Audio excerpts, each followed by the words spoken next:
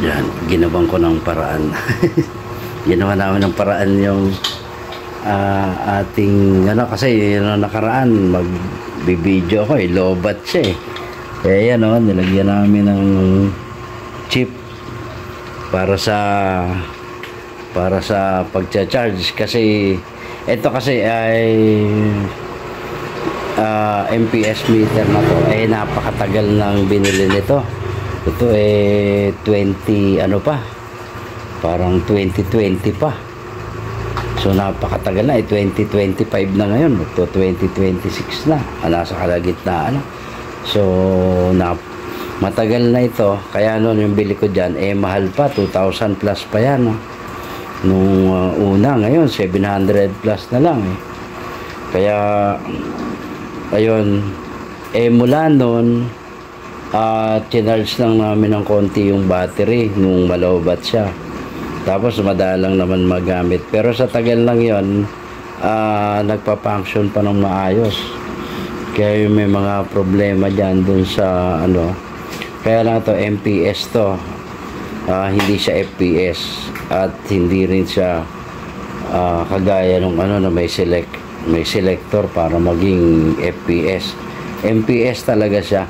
Meron naman tayong Google para malaman kung ilang FPS sa isang MPS. Yan. Ang alam ko is 3.281. Yan. Ewan ko kung tama ako. Tatandaan ko. Ayan charging na siya So, ayan Basta na-biblink. Nagbiblink na yung red. Alam ko. Ayan. Pag hindi, ano siya, pag hindi tapos try natin i-on kulay blue yan. Ayan nag-on na siya di ba? Very accurate. Ayan. Charging kasi siya kaya ganyan. Hindi mo siya magagamit kasi charging. So, ayan. Yung solusyon at saka ayan, micro USB na siya Kaya kahit sa sasakyan, macha-charge ko na.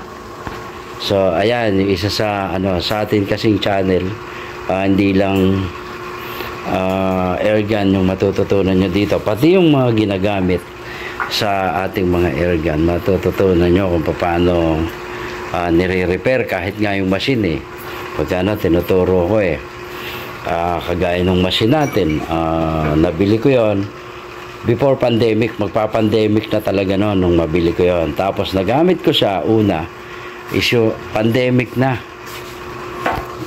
I-off natin muna. Ayan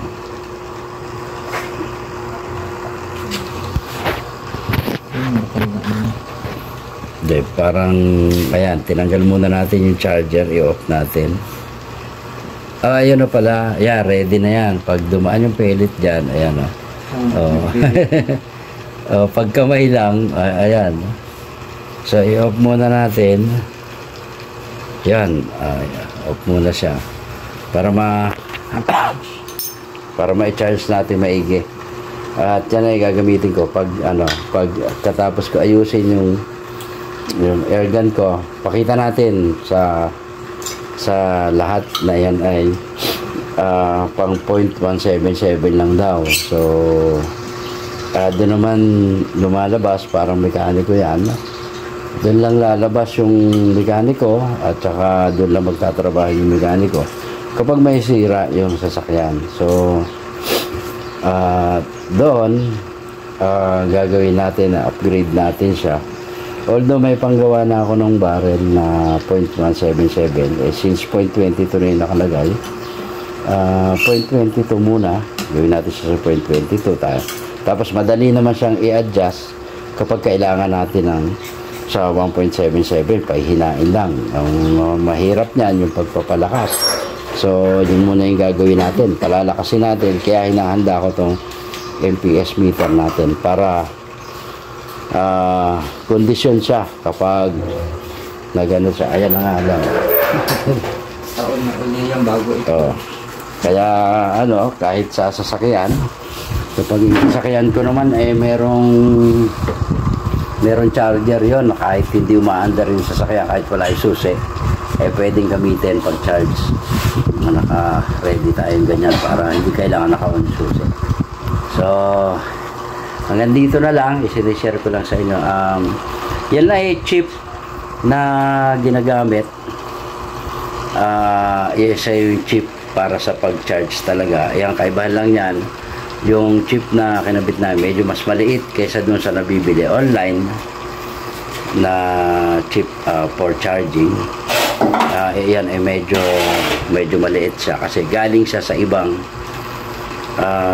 unit, ibang item. Hindi siya parang it's either sa flashlight o sa automatic din yan. Sa power bank, yung single battery na yung power bank na single battery, dun siya galing. So tamang-tama siya dyan. Hindi na ako bumili ng yung nabibili pa online kasi andyan na, itatapon lang din yan kapag hindi na ginagamit. So dyan na natin gamitin. So ganyan sa channel natin, pwede ko i-share sa inyo rin yung ibang mga bagay na mapapakinabangan na nagagamit sa hunting, kung paano i-repair, kagaya yan. Yung hand pump, siguro maglalabas ulit ako ng tutorial how to repair kasi napapansin ko yung mga nabibili nating hand pump sa ngayon parang hindi na katulad nung dati. Ngayon parang lumalabas na mura kasi holding na yung mga apakan nung nabibiling at the price na katulad nung dati na ginagamit natin, yung hindi na po fold. Dati yun lang ang mura. Ngayon parehas na yung presyo nung napo-fold, pero ang problema mabilis na sisira. So yan, kung ano yung ipapakita ko sa inyo kung paano i-repair yung mga posibleng nasisira kaagad dyan kapag ginagamit na natin, at yung paano yung pag-maintain at saka tamang paggamit. Kasi kahit electric pump may tamang paggamit dyan, hindi mo didire-diretsuhin, talagang may time na kailangan ipahinga mo siya. Ganon din yung hand pump. Ayan, at kung mag-modify tayo ng hand pump na demotor na papakita ko rin sa inyo kung paano natin ginawa para kompleto yung mga tutorial natin para maganda yung samahan na ayan. At hanggang dito muna po ang vlog natin. Sinare ko lang sa inyo yung may mga ganyan na nawawala yung charger. Ito po yung paraan, mabilis lang. Kukonect nyo lang sa positive and negative nung battery nya, at ang bahala na is yung circuit. Huwag nyo re-rektahin na magkakabit kayo ng charger nakarekta din sa kasi tataas yung voltage ng battery, baka masira yung gadget, sayang. Mahal pa naman yan.